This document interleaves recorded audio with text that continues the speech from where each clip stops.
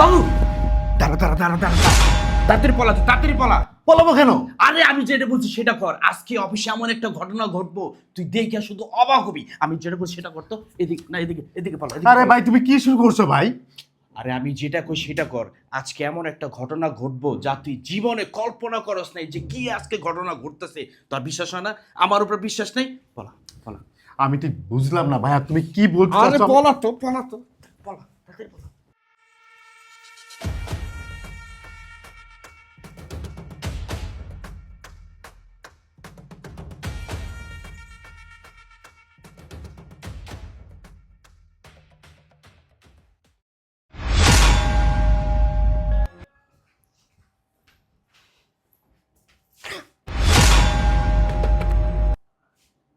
কি ব্যাপার ভাই, আপনার এ অবস্থা কেন?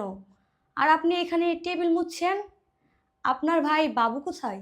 আমার ভাই বাবু, আমার ভাই বাবু তো ওই যে রামপুরে একটা অফিসে কাম করে, ওইও সেম কাম করে। ওইও কখনো ম্যাডামের বাজার এনে দেয়, কখনো স্যারের চা বানায় দেয়, কখনো অফিসে ঝাড়ু দেয়, কখনো সে ম্যাডামের বাচ্চারও পালে। যখন যেই কাজ পায় সেই কাজই করে। টাকা দরকার আছে না? হোয়াট? কি বলছেন আপনি এসব? আপনার মাথা ঠিক আছে তো? আর কি বললেন? আপনি এই অফিসে কাজ করেন আর আপনার ভাই বাবু অন্য অফিসে কাজ করে? এটা আমি বুঝলাম না। আরে বুঝাবুঝির কি আছে? আমি অফিসে কাম করি, আমি অফিসের পিয়ন। আমার ছোট ভাই বাবু, ও আরেকটা অফিসের পিয়ন। দুইজনই আমরা পিয়নের কাম করি। যখন যেটা কয় স্যারেরা সেটাই শুনতে হয়। কখনো টেবিল মুছি, কখনো মাঝে মাঝে স্যারের জুতা হয় না দিতে হয়। আচ্ছা যাই হোক, তুমি এত কষ্ট কইরা এই অফিসে আইছো, কি খাইবা? ঠান্ডা নাকি গরম? চা দিমু না কফি দিমু? তুমি যেটা খাইবা আমি আইনা দিতে পারি। রাখেন আপনার চা কফি। আমি কি এখানে চা কফি খেতে এসেছি? আর আপনি কি বললেন? আপনার ভাই অন্য অফিসে ম্যাডামের বাচ্চা পালে, আর যেন কি করে, বাজার হাট করে, আর কি জুতাও পরিষ্কার করে। বাহ বাহ বাহ! আমি শুনেছি বাবুর ভালো একটা বিজনেস আছে, সে কোটি কোটি টাকার মালিক। আমি এটা জানতাম না সে একটা সামান্য অফিসের পিয়নের চাকরি করে। আর বাবু আমার মতো একটা স্মার্ট মেয়ের পিছনে কত কোটিপতির ছেলে ঘুরে, আর আমি কি বুঝে এই বাবুর প্রেমে পড়েছিলাম। মানে আমার এখন ভাবতেও অবাক লাগতেছে, আমার নিজের প্রতি ঘৃণা হচ্ছে। মানে আমার ড্যাডি একটা কথা সবসময় বলতো, মা তুই এর পিছনে থাকিস না, এর সাথে রিলেশন করিস না। কিন্তু আমি তারপরও মানিনি। আমি বলেছিলাম বাবা ওর অনেক বড় বিজনেস আছে, কিন্তু আমি জানতাম না বাবু আমাকে মিথ্যা কথা বলেছে। হি, আমি বাবুর সাথে আরো রিলেশন রাখবো? ইম্পসিবল। কি বললা তুমি? ইম্পসিবল মানে কি? আমার ভাই কি তোমাকে কখনো বলেছে যে ওই কোটিপতির ছেলে, ওর অনেক বাড়ি আছে গাড়ি আছে? না, আমি তো আমার ভাইকে চিনি। আমার মনে হয় না যে আমার ভাই কখনো মিথ্যে কথা বলবে। তোমার কথা ভুল হচ্ছে। আর শোনো, আমার ভাইকে আমি ভালো মতোই চিনি। আর তুমি, আচ্ছা তুমি কি আমার ভাইয়ের, এই যে আমার ভাই যে কথাগুলো বলছে, টাকা পয়সা বাড়ি গাড়ি মানে এইসব জেনেই কি তুমি আমার ভাইকে পছন্দ করেছিলা? মানে বিয়ের জন্য রাজি হয়েছিলে কি তুমি জানতে যে আমার ভাই কোটিপতি? মানে আমার ভাইয়ের গাড়ি আছে? আসলে আমি না,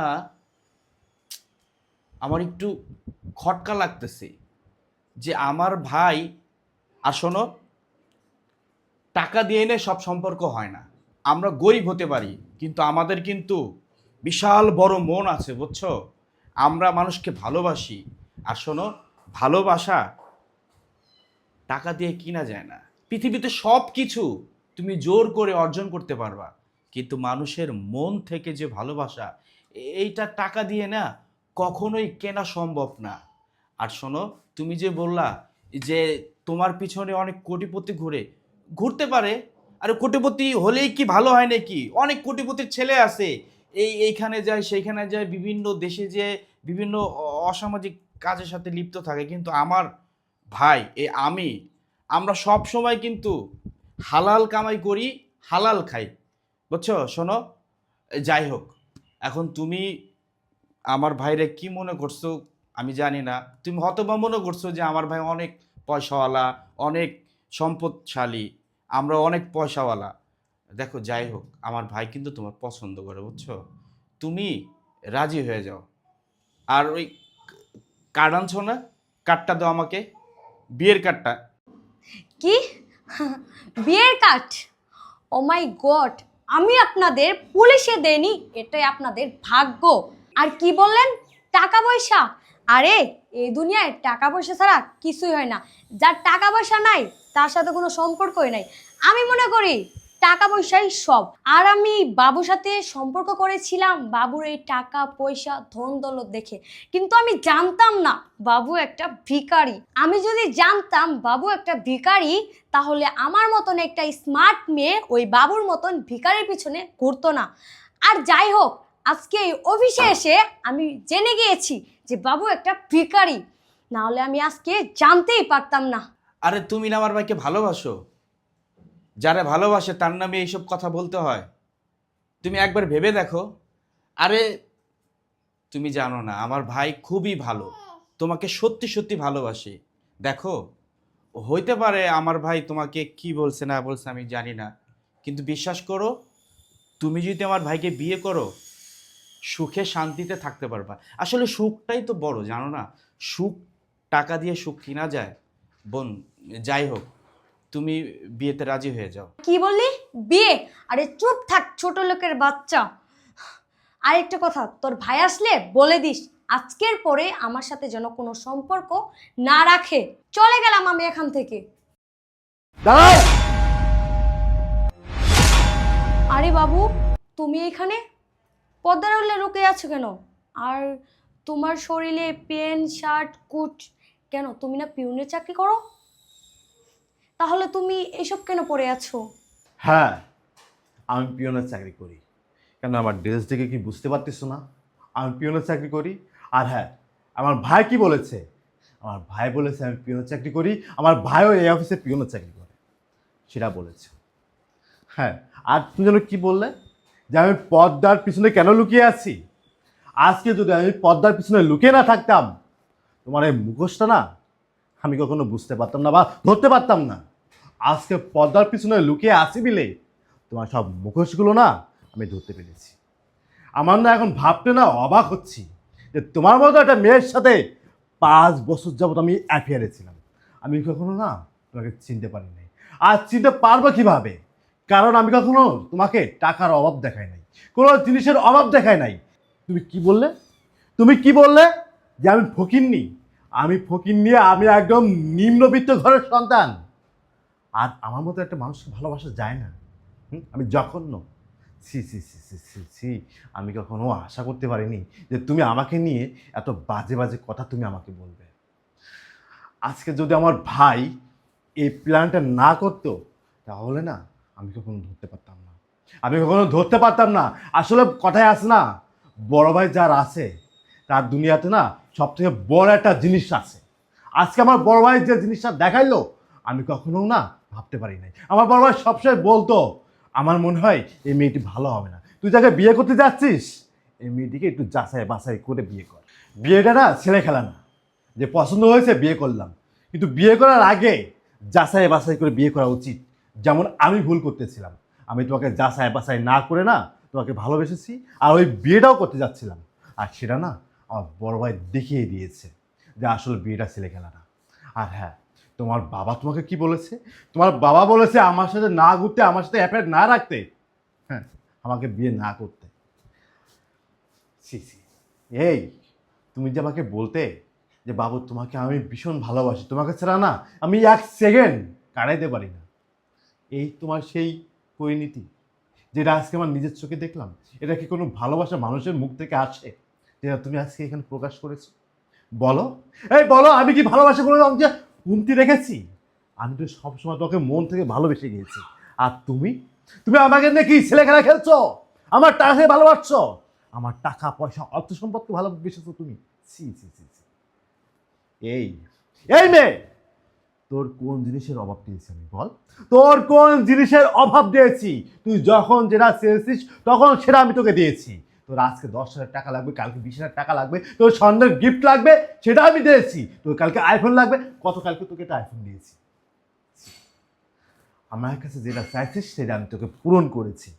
আর তুই আমাকে 1 সেকেন্ডের মধ্যে, 1 মিনিটের মধ্যে যাচাই বাছাই না করে তুই আমাকে ফকিন্নি মিসকিন বানিয়ে দিলি।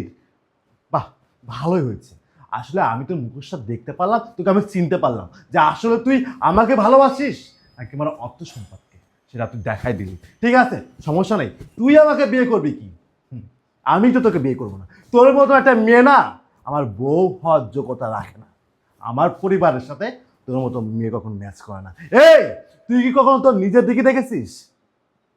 তুই কখনো তোর নিজের দিকে তাকায় দেখেছিস? আয়নায় তোর নিজের চেহারাটাকে দেখবি, আর তুই আমাকে দেখ। এটাই তো সাত কপালের ভাগ্য যে আমার মতো একটা ছেলে, আমার মতো একটা বিজনেসম্যান তোর মতো একটা মেয়েকে আমার পাশে জায়গা দিয়েছে। আরে আমি তো এতটুকু ভুল করেছি, আসলে না আমি আবেগে চলাফেরা করছি তোর সাথে। যে ভালোবাসা আমি দেখাইছি নে, আর যে টাকা তোর পিছনে নষ্ট করেছি, এই টাকাগুলো যদি আমি অসহায় গরিব দুঃখীর পিছনে খরচ করতাম তাহলেও না তারা সারা জীবন মরার আগ পর্যন্ত না আমার জন্য দোয়া করতো। আর তুই দিন শেষে আমাকে ফকিন্নি মিসকিন বৃষ্টি ভাষায় গালিগালাজ করেছিস, সেটা আমি এই পর্দার পিছনে না লুকায় লুকায় সব শুনেছি, নিজের চোখে দেখেছি, নিজের কানে শুনেছি। আমাকে অনেকে অনেক কথা বলতো, তুই একটা লুভি, তুই একটা লুভি। কিন্তু আমি কারোর কথা না বিশ্বাস করিনি কখনো। না, সে লুভি হতে পারে না, সে আমাকে ভালোবাসে।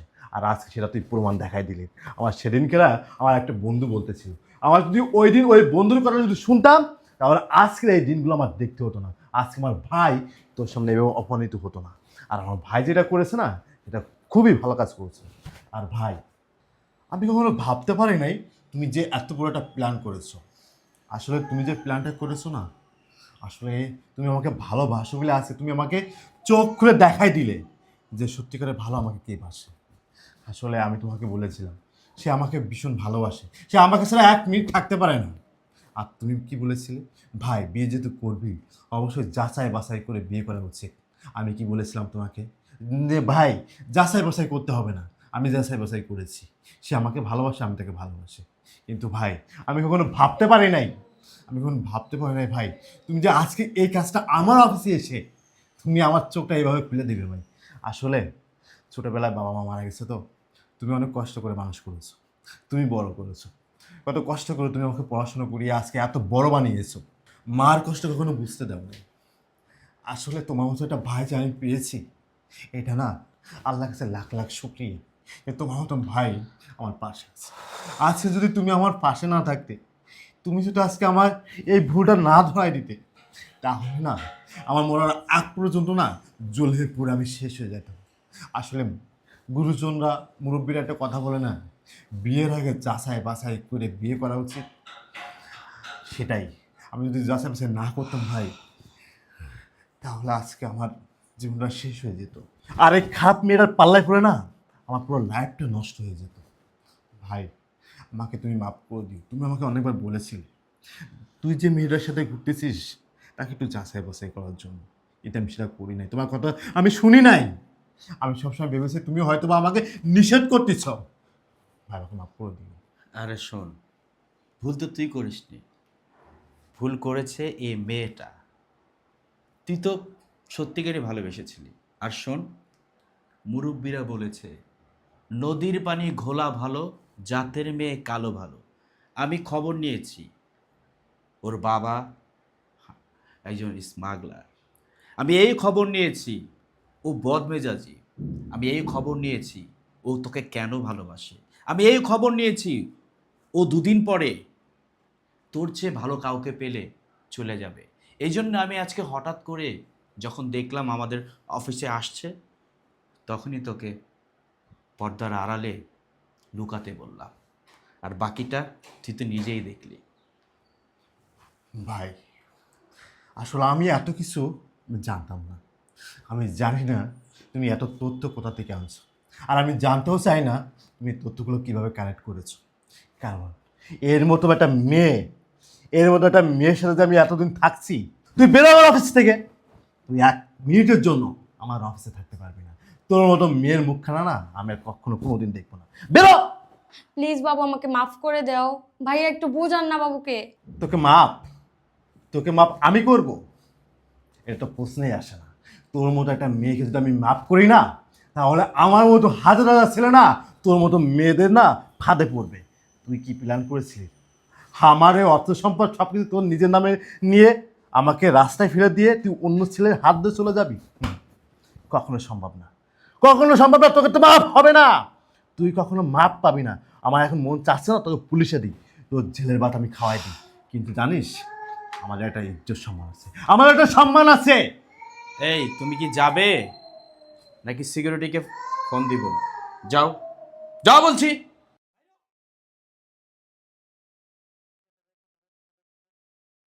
যা, তো চেয়ারে বস। আজকে না আমার অফিস করতে ভালো লাগতেছে না, আমি বাসায় যাবো। আচ্ছা চল, আমি একটা কাজ করি ভাই, আমিও যাব। চলো আমরা বাসায় চলো, আমি আজকে অফিসে থাকবো না। আর আপনারাও সাবধান। আস।